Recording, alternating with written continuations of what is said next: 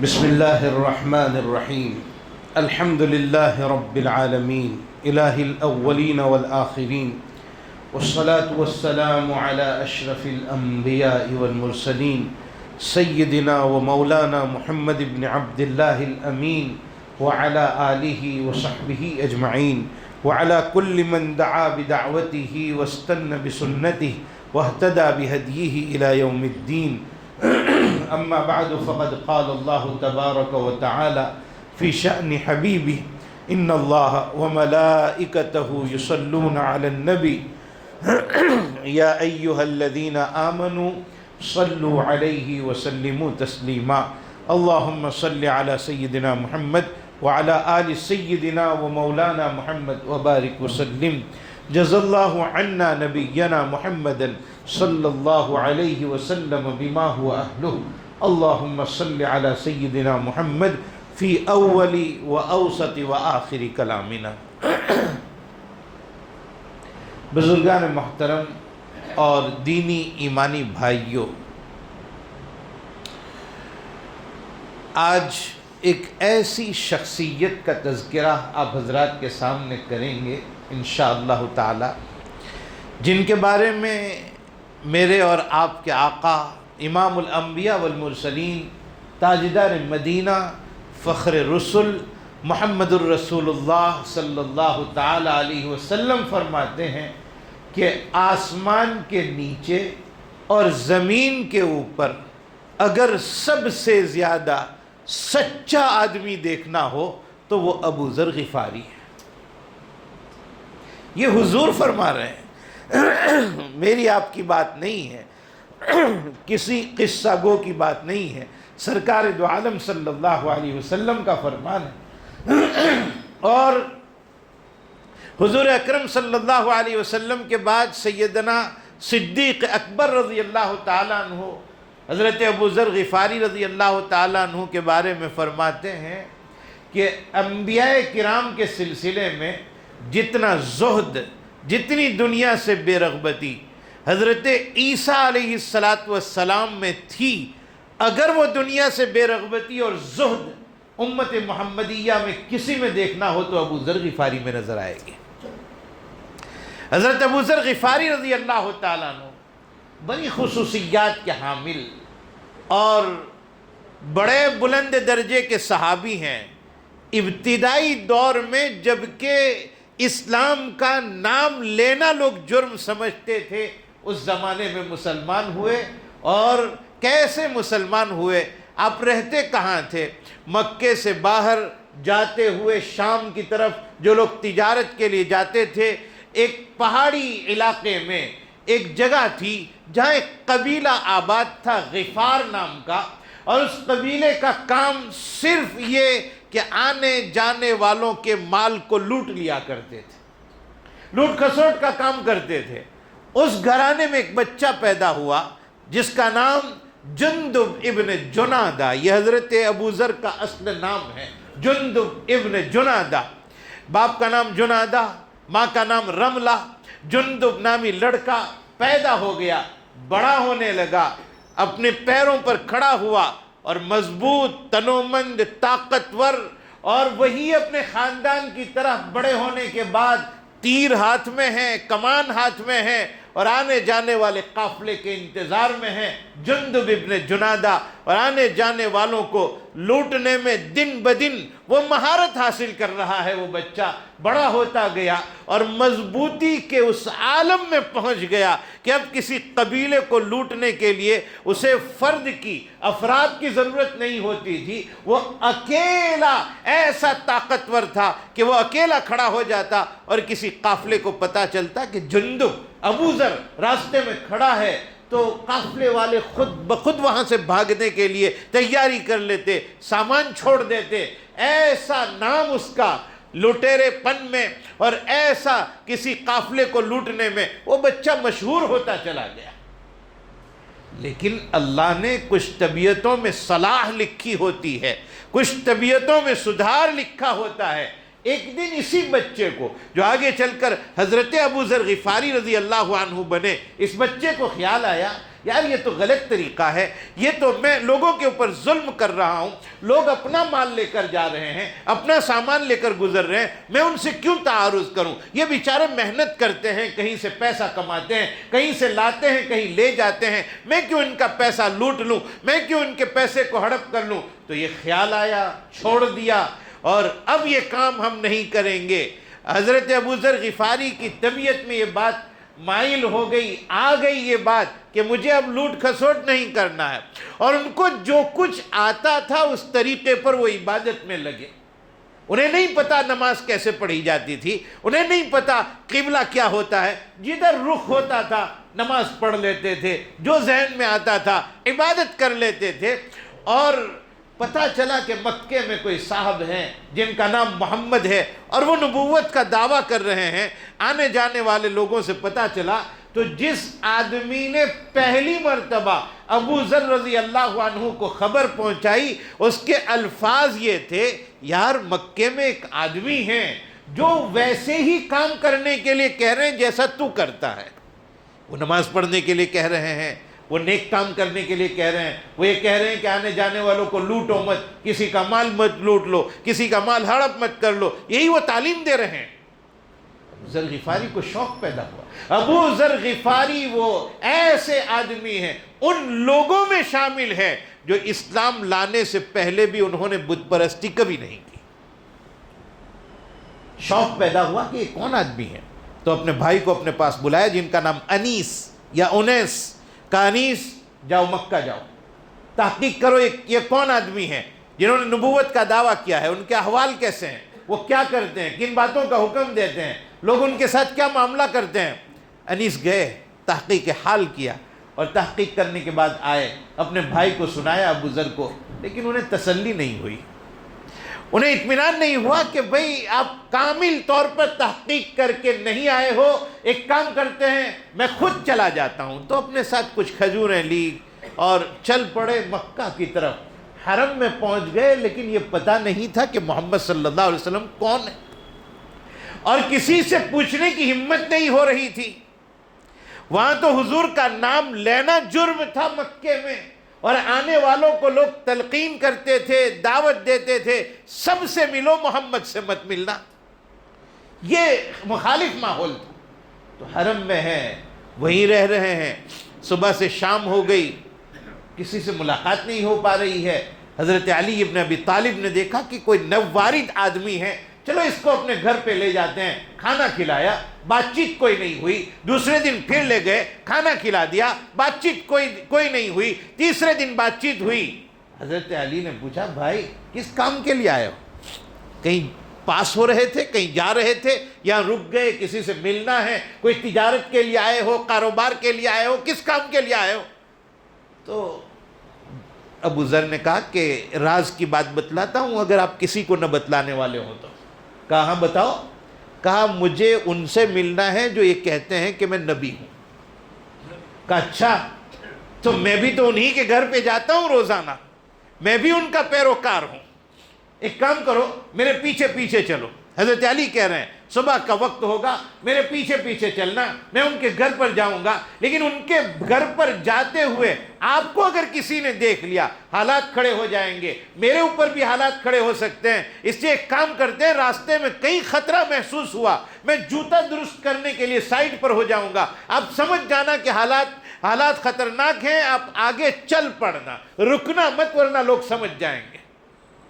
ان خطرات کے درمیان حضرت ابو ذر کسی طرح حضور کے گھر پر پہنچے اور گھر پر جا کر مسلمان ہوئے۔ حضور صلی اللہ علیہ وسلم نے فرمایا ابو ذر ابھی اپنا اسلام کسی کے سامنے ظاہر مت کرنا، لوگ پریشان کر دیں گے، ایک کام کرو آپ اپنے خاندان میں چلے جاؤ، ابھی اپنا اسلام کسی کو ظاہر مت کرنا۔ ابو ذر غفاری رضی اللہ تعالیٰ عنہ نے کہا نہیں اللہ کے نبی، اسلام کوئی چھپائی جانے والی چیز نہیں۔ حرم میں نکلے، اعلان کیا لا الہ الا اللہ محمد الرسول اللہ، اور لوگ آپ کی طرف آ گئے اور ہتھیار لے کر آئے، مارنے پیٹنے لگے۔ حضرت عباس رضی اللہ تعالیٰ عنہ آئے اور لوگوں کو ہٹایا وہاں سے، اور یہ کہا تمہیں پتہ ہے کس کو تم مار رہے ہو؟ یہ قبیلہ غفار کا آدمی ہے، اگر تم نے اس کو پیٹا تو تم جب شام اپنی تجارت کے لیے جاؤ گے، اپنے بزنس کے لیے جاؤ گے، تو یہی قبیلہ راستے میں تمہاری پٹائی کرے گا۔ خیر اسی طرح مار کھاتے رہے ابو ذر غفاری. حضور نے فرمایا ابو ذر ایک کام کرو, آپ اپنے قبیلے میں چلے جاؤ, مجھے ہجرت کی اجازت ملنے والی ہے, میں جب ہجرت کر کے دوسری جگہ چلا جاؤں وہاں پہنچ جانا, اب یہاں آپ مت رکو. حضرت ابو ذر غفاری گئے. آپ کا وہ بھائی جو پہلے مکہ آیا تھا, انیس یا انیس, انہوں نے بھی اسلام قبول کر لیا اور اب وہ اسلام کی دعوت لوگوں کو دینے لگے. اور نبی کریم صلی اللہ علیہ وسلم جب مدینہ منورہ پہنچے, حضرت ابو ذر غفاری رضی اللہ تعالیٰ عنہ بھی مدینہ منورہ پہنچ گئے, حضور کے ساتھ رہنے لگے, حضور کے ساتھ کام کرنے لگے. اور حضور کے عشق کا یہ عالم تھا ابو ذر غفاری رضی اللہ تعالیٰ عنہ میں کہ غزوہ تبوک کے موقع پر جب حضرت نبی کریم صلی اللہ علیہ وسلم ایک جم غفیر کو لے کر نکلے ہیں, ایک بڑے لشکر کو لے کر نکلے ہیں, اور تحقیق ہو رہی ہے کون کون لوگ نہیں ہیں. اتنے میں ابو ذر غفاری رضی اللہ تعالیٰ عنہ پیچھے رہ گئے تھے, ان کا اونٹ سست پڑ گیا تھا اور ایک منزل تک لشکر آگے نکل گیا, ابو ذر پیچھے رہ گئے. کہا یہ کیسے ہو سکے گا, میں کیسے حضور کا لشکر پا سکوں گا. ابو ذر غفاری اونٹ سے اتر گئے, اونٹ کو چھوڑ دیا, اپنا سامان اپنے اوپر ڈال دیا اور دوڑتے ہوئے خود نکل پڑے کہ کہیں میرے رسول آگے نہ نکل جائے. دوڑ رہے ہیں اونٹ کے بغیر, اونٹ چھوڑ دیا, سواری چھوڑ دی, دوڑ لگا رہے ہیں, دوڑ رہے ہیں. اور لشکر نظر آیا دور سے, لشکر والوں نے دیکھا کوئی دوڑتے ہوئے آ رہا ہے, کوئی دوڑ لگا رہا ہے, دوڑتے دوڑتے کوئی آ رہا ہے. پوچھا یہ کون ہے, کوئی کچھ کہہ رہا ہے فلاں صاحب ہے, کوئی کہہ رہا ہے فلاں صاحب ہے. میرے آقا نے کہا یقیناً میں کہتا ہوں یہ ابو ذر غفاری ہے. بہت دور سے پہچان میں نہیں آ رہے تھے. حضور نے فرمایا یہ ابو ذر غفاری ہی ہے. اور وہ جب قریب آ گئے لوگوں نے دیکھ لیا کہ واقعتاً ابو ذر غفاری ہے. اونٹ کو اپنے نبی کو پانے کے لیے اونٹ کو چھوڑ دیا, پیدل چل پڑے. اور پھر دنیا سے بے رغبتی کا عالم یہ کہ ایک مرتبہ اپنے گھر سے نکلے حضرت ابو ذر غفاری رضی اللہ تعالیٰ عنہ, اور راستہ چلتے چلتے دیکھا کہ کسی جگہ ایک مکان کی تعمیر ہو رہی ہے. مزدور لوگوں نے کاندھے پر کچھ کپڑا ڈال رکھا ہے, پتھر اس کے اوپر اٹھا رہے ہیں, اینٹیں اٹھا رہے ہیں, اور مکان تعمیر ہو رہا ہے. معلوم کیا ہے کس کا مکان ہے؟ کہا ابو الدرداء رضی اللہ تعالیٰ عنہ. ابو الدرداء یہ کیا کر رہے ہو؟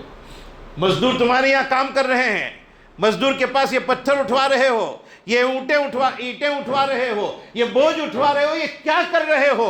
ابو ذر تمہیں میں مکان بناتے ہوئے دیکھ رہا ہوں, اس سے بہتر ہوتا کہ تم گندگی میں لت پت ہوتے تو مجھے اتنا برا نہ لگتا جتنا برا یہ لگ رہا ہے کہ تم اپنا مکان تعمیر کروانے میں لگے ہوئے ہو. آخرت کی فکر گویا تم نے چھوڑ دی. تو آخرت کی طرف مائل رہنے والے, اللہ کے نبی کے عشق میں کام کرنے والے, اور تنہائی کے ساتھ زمانہ گزارا.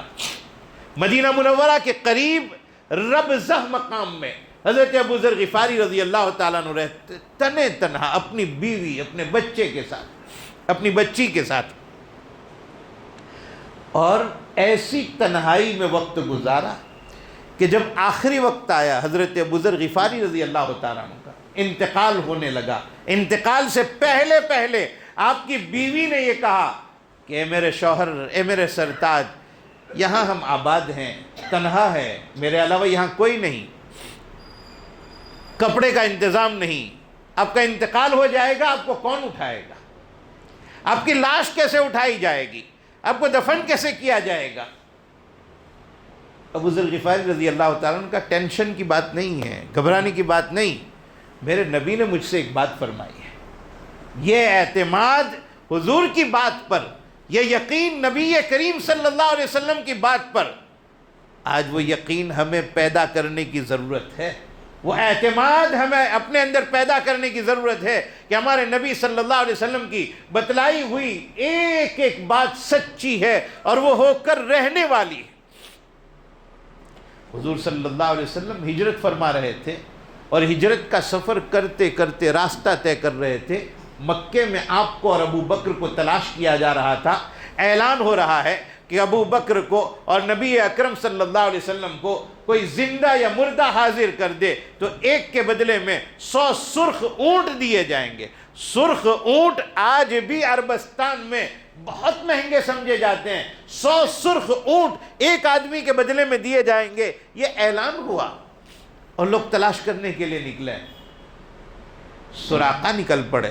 سراقہ ابن مالک تلاش کرتے کرتے قریب پہنچ گئے. آگے حضور چل رہے ہیں, ابو بکر چل رہے ہیں, اور سراقہ ابن مالک نے حضور کے قرآن پڑھنے کی آواز سنی اپنے کان میں, اور گھوڑا دھس گیا زمین میں, اور حضور سے معافی مانگ رہا ہے. سراقہ کہا اللہ کے نبی معاف کر دیجئے, اب میں آپ کا پیچھا نہیں کروں گا.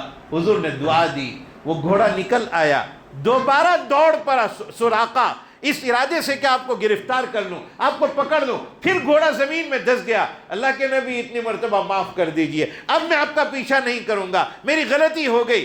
سراقہ کو باہر نکالا گیا, یعنی دعا کی, وہ باہر آ گیا. حضور نے فرمایا سراقہ ابھی تم میرے پیچھے دوڑ رہے ہو, 100 سرخ اونٹ پانے کے لیے گویا دوڑ لگا رہے ہو. سراقہ ایک وقت آئے گا کہ ایران کے بادشاہ کے کنگن تیرے ہاتھ میں ہوں گے.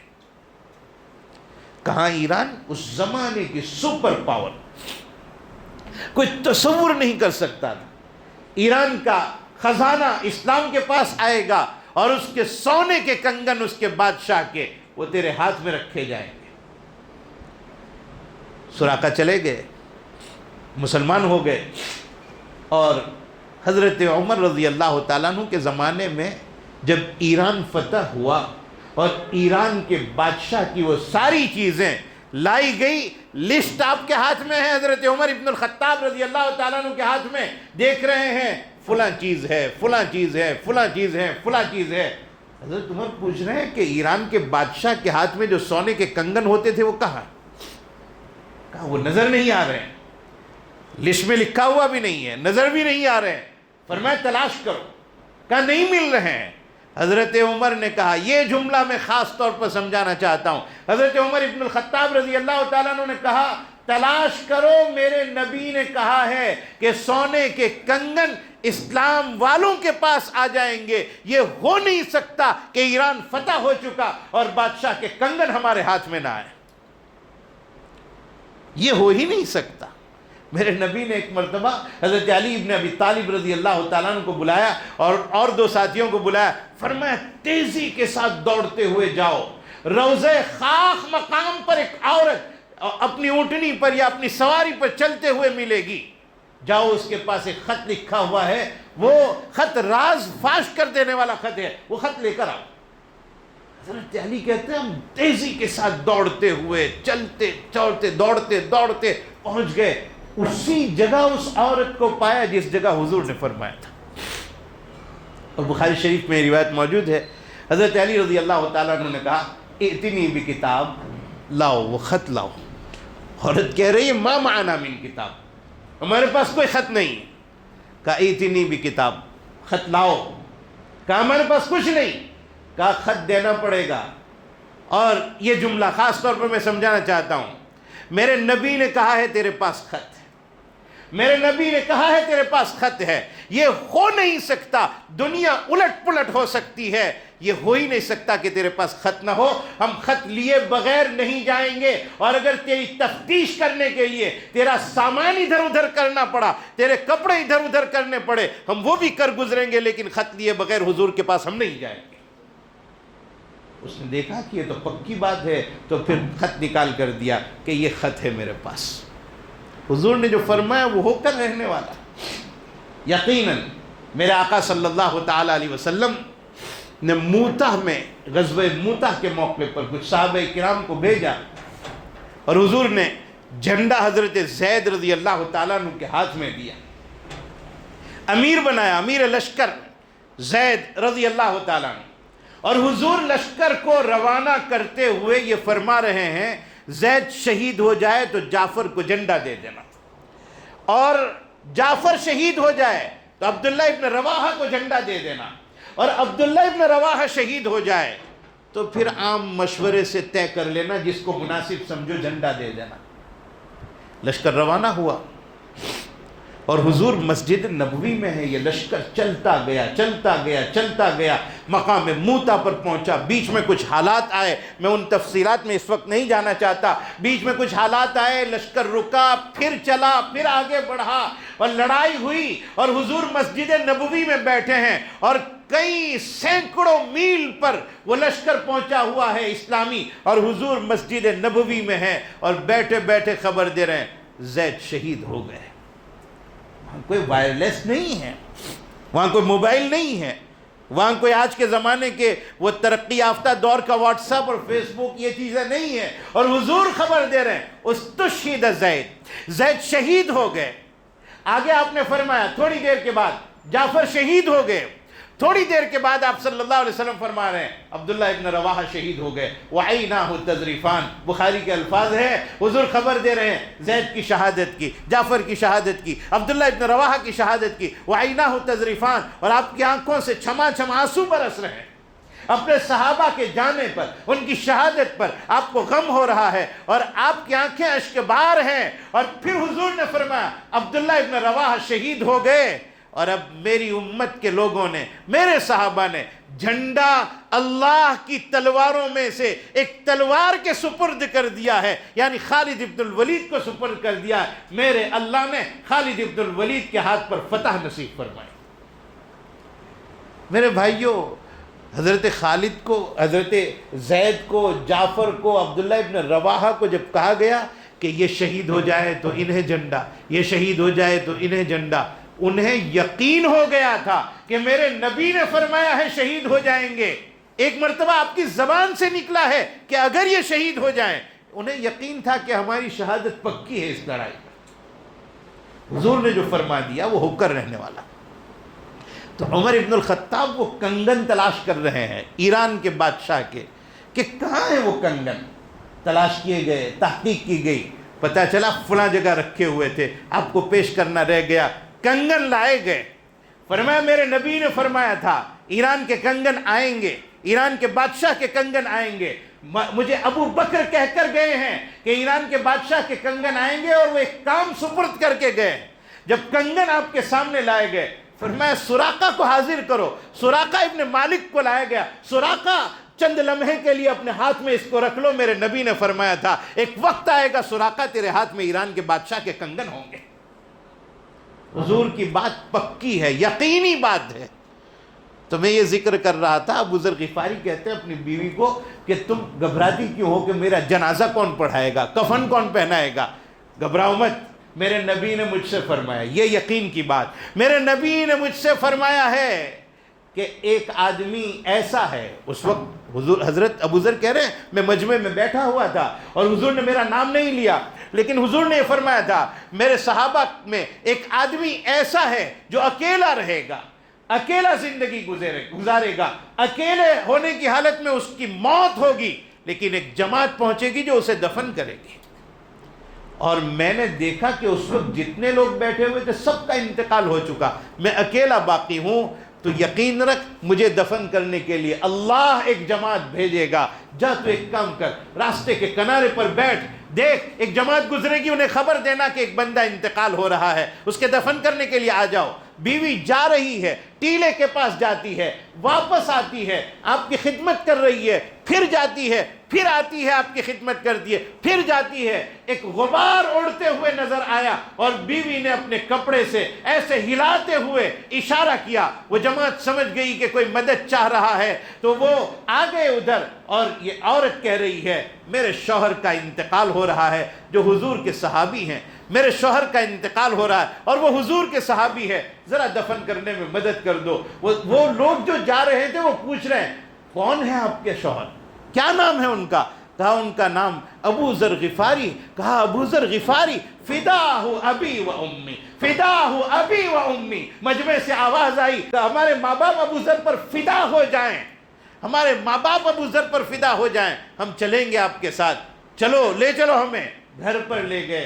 ابو ذر غفاری کا انتقال ہو رہا تھا، کفن کا انتظام کیا، اور وہ مقدس ترین جماعت تھی جس میں امت کا ایک بہت بڑا فرد اور صحابہ کی جماعت کا ایک بہت بڑا امام عبداللہ ابن مسعود بھی موجود تھے. انہوں نے آپ کی نماز جنازہ پڑھائی. حضور نے فرمایا تھا کہ ایک جماعت گزرے گی، وہ جماعت یہ تھی، حضرت ابو ذر غفاری رضی اللہ تعالیٰ عنہ کی نماز جنازہ ہوئی۔ میرے بھائیوں، میں نے آج ان کا تذکرہ کیا، سیدنا ابو ذر غفاری، صحابہ کرام کے ایک ستارے کا نام ہے ابو ذر غفاری۔ حضور اس دنیا سے جب جا رہے تھے تقریباً 1.25 لاکھ صحابہ کرام کو چھوڑ کر جا رہے تھے۔ میں اخیر میں ایک بات کہہ کر اپنی بات کو ختم کرتا ہوں، ہمیں ان کے حالات پڑھنے چاہیے، سننے چاہیے، اور ان کے حالات سے واقفیت لینی چاہیے، وہ کتابیں حاصل کرنی چاہیے جن میں ان کے حالات لکھے ہوئے ہوں، وہ باتیں سننی چاہیے جن میں ان کے حالات کو بیان کیا جائے، ایمان کی تازگی نصیب ہوگی۔ آج ہمیں ان کے حالات کیا پتہ ہی نہیں ہے۔ اب اگر پوچھو کسی کو کہ جندب ابن جنادہ کس کا نام تھا، کئی لوگ نہیں بتلا پائیں گے کہ ابو ذر غفاری کا یہ نام ہے۔ حضرت ابو ذر غفاری کا اصل نام جندب ابن جنادہ رضی اللہ تعالیٰ عنہ کہاں سے نکل کر آئے۔ اور اس سے یہ بھی سبق ملتا ہے کہ میرا اللہ جب دینا چاہے تو کہاں سے لٹیرے خاندان سے ایک آدمی کو لا کر ابو ذر غفاری عیسیٰ ہذہ الامہ، اس امت میں عیسیٰ کا مقام رکھنے والے اللہ تعالیٰ ان کو بنا دیتے ہیں، اور جن کے بارے میں میرے نبی کا قول میں نے شروع میں ذکر کیا، حضور ابو ذر غفاری کے بارے میں فرماتے ہیں آسمان کے نیچے اور زمین کے اوپر ابو ذر سے زیادہ سچ بولنے والا کوئی نہیں۔ میرے بھائیوں، یہ وہ شخصیت ہے حضرت ابو ذر غفاری رضی اللہ تعالیٰ عنہ۔ آپ نے اپنی زندگی کھپا دی، لگا دی۔ امیر معاویہ رضی اللہ تعالیٰ عنہ نے ایک مرتبہ ان کا امتحان لیا، 1000 دینار بھیجے کہ یہ آپ کے لیے ہدیہ ہے۔ حضرت ابو ذر غفاری کو پہنچ گئے، رات کا وقت تھا، اسی وقت آپ نے غربا میں اس کو تقسیم کروا دیا۔ کیا امتحان لیا؟ معاویہ رضی اللہ تعالیٰ عنہ نے جس کو بھیجا تھا اس کو واپس بھیجا کہ جاؤ ابو ذر کو کہو کہ ہماری غلطی ہو گئی کہ وہ آپ کو دے دیا، وہ کسی اور کو دینا تھا۔ تو ابو ذر غفاری رضی اللہ تعالیٰ عنہ نے جواب دیا، امیر معاویہ کو جواب دینا، آپ کے 1000 دینار نے ہمارے گھر میں صبح نہیں دیکھی، وہ رات ہی میں چل بسے ہیں، وہ رات ہی میں تقسیم ہو چکے ہیں، آپ کے دینار نے ہمارے گھر میں صبح نہیں دیکھی۔ یہ وہ لوگ تھے کہ جن ابو ذر غفاری وہ صحابی ہے جو یہ سمجھتے تھے کہ ایک وقت کا کھانا مل گیا تو دوسرے وقت کا جمع کر کے رکھنا جائز نہیں ہے، یہ وہ سمجھتے تھے، اور انہوں نے اسی طریقے سے زندگی زاہدانہ طور پر، فقیرانہ طور پر گزاری، اپنے لیے کچھ جمع نہیں کیا۔ چند بکریوں کے ساتھ وہ رہ کر انہوں نے تنہائی میں اپنا زمانہ گزار لیا، اپنا وقت گزار لیا، عشق نبی کے ساتھ، عشق الہی کے ساتھ، اور اس بات کے داعیے کے ساتھ کہ کل کو اللہ کے سامنے حاضر ہو کر حساب و کتاب پیش کرنا ہے، اللہ کو منہ دکھانا ہے، اللہ کے سامنے حاضر ہونا ہے۔ میرے بھائیوں، یہ زندگی ختم ہو جائے گی، ان حضرات کی زندگیوں سے ہمیں سبق لینا چاہیے۔ اللہ رب العزت ہمارے مل بیٹھنے کو قبول فرمائے، اور اللہ تعالیٰ کہیں سنی جانے والی باتوں پر عمل کرنے کی توفیق عطا فرمائے۔ یہ دعا ازمن و از جملہ جہاں آمین بات، وآخر دعوانا الحمدللہ رب العالمین۔